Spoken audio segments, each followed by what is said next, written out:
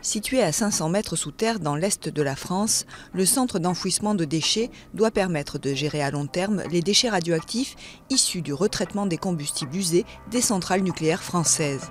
80 000 m3 de déchets seront traités, 10 000 m3 de déchets hautement radioactifs, dits de haute activité, et 70 000 m3 de déchets à moyenne activité à vie longue. Leur durée de radioactivité avoisine les 100 000 ans.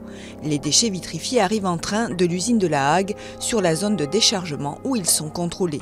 Ils sont ensuite mis dans des colis de stockage, une boîte de béton pour les déchets de moyenne activité à vie longue, une boîte métallique pour les déchets de haute activité. Les colis descendent par funiculaire dans une galerie inclinée de près de 5 km de long, creusée dans de la roche argileuse.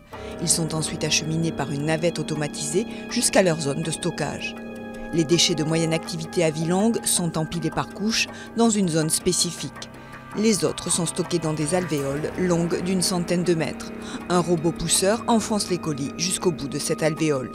Le stockage sera exploité pendant près de 100 ans, puis le site sera refermé progressivement. Alvéoles de stockage obturées, galeries remblayées, installations de surface démantelées. D'un coût de 25 milliards d'euros, le centre devrait recevoir ses premiers déchets en 2030-2035 et fermer dans les années 2130-2140.